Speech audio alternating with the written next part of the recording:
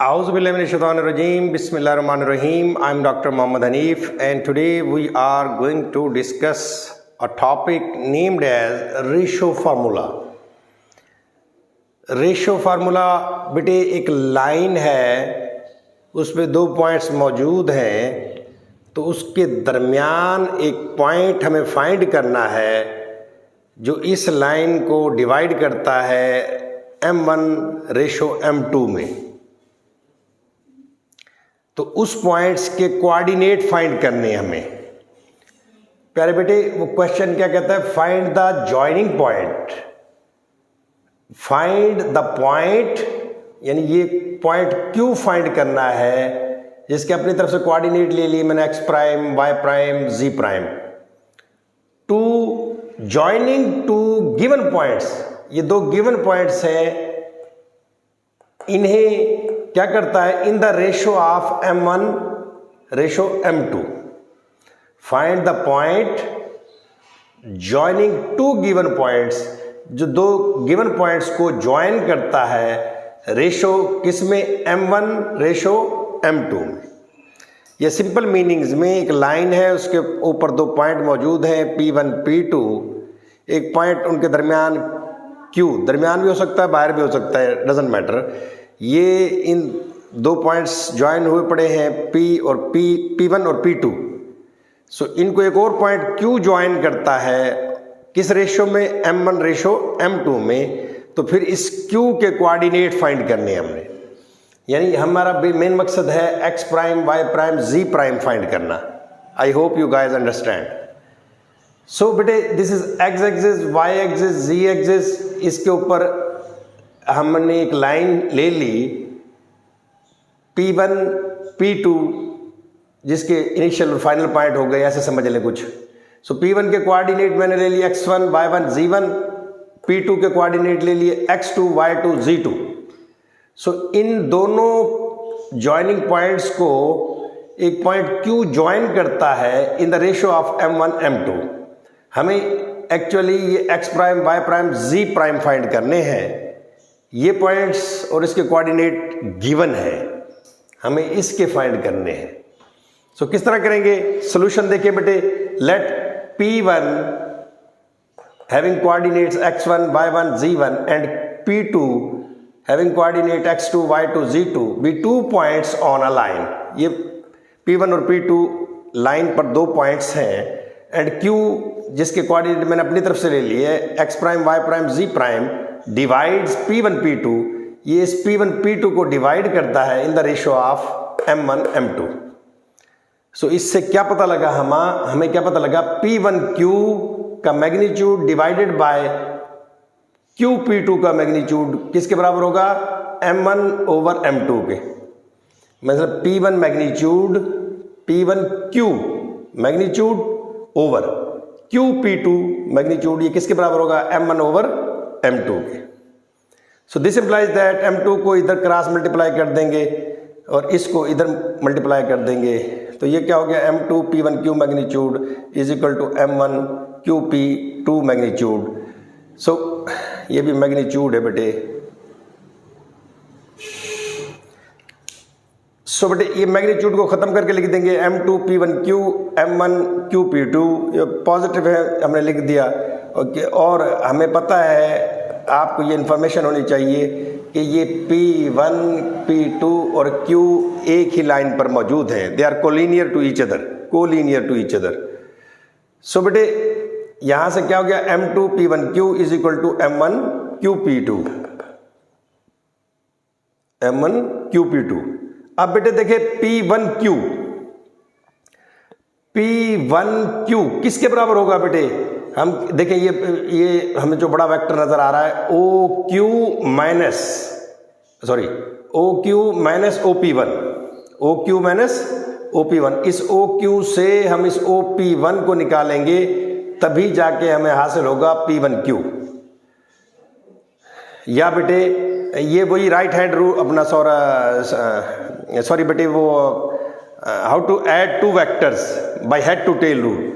इस वेक्टर को इस वेक्टर में जमा करें तो ये वेक्टर हासिल होता है। सो उसी रूल के तहत ओ क्यू में से ओ P1 निकालेंगे तभी जाके P1Q आएगा। सो P1Q की जगह हम लिख सकते हैं, P1Q की जगह लिख सकते हैं OQ माइनस OP1।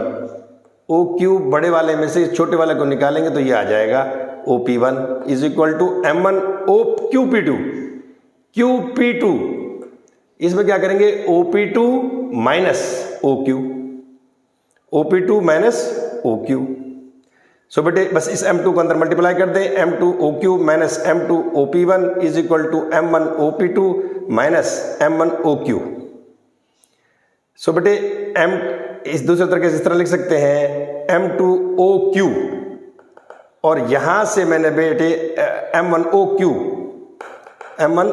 को मैं उस साइड पर ले गया, इस M1 OQ को उस साइड पर ले गया तो ये प्लस हो जाएगा M1 OQ which is equal to इधर M2 OP1 को इस साइड पे ले आया मैं, M2 OP1 plus M1 OP2। अब हमने क्या किया है बेटे, बस OQ वालों को इस साइड पर ले गया हूं। अच्छा, थोड़ा सा इसकी आपने पोजीशन का ख्याल रखना है क्योंकि हमने फार्मूला याद रखना है इंटरनल पॉइंट के लिए और एक्सटर्नल पॉइंट के लिए। तो आपने ये शफ़क़त करनी है कि M2 OP1 को जब इस साइड पे ले जाएंगे तो स्टार्ट में लिख देंगे हम M2 OP1 plus M1 OP2। तो यहां से देखिए बेटे OQ कॉमन आ गया, M2 प्लस M1 बाहर रह गए is equal to M2 OP1 plus M1 OP2। तो यहां से OQ इधर ही रहने दें और इस M2 प्लस M1 को राइट साइड डिनोमिनेटर में डिवाइड कर दें। सो ये ऊपर क्या M2 OP1 plus M1 OP2 over M2 plus M1। सो ये तकरीबन फाइनल हमारी इक्वेशन आ गई।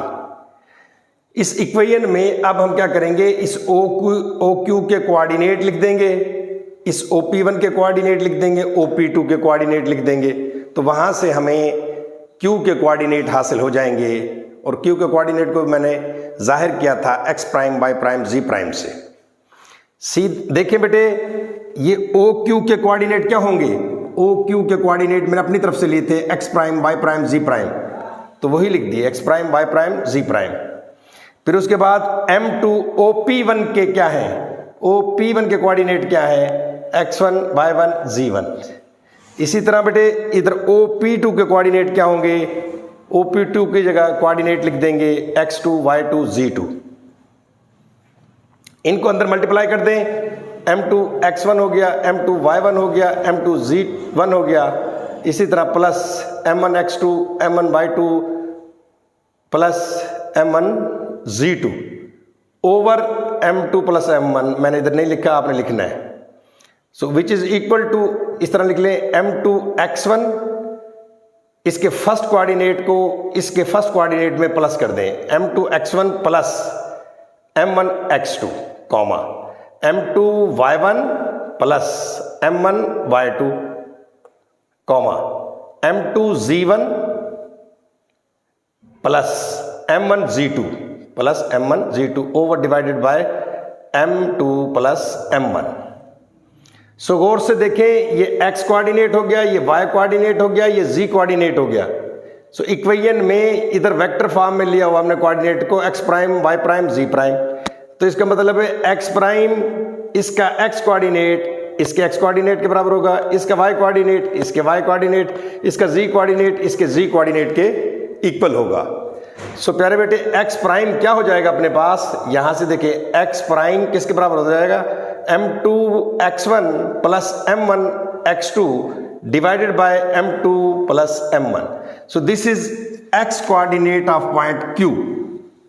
नेक्स्ट बेटे y प्राइम क्या हो जाएगा अपने पास, इधर से y प्राइम यहां से क्या आएगा M2 y1 M1 y2 over M2 plus M1।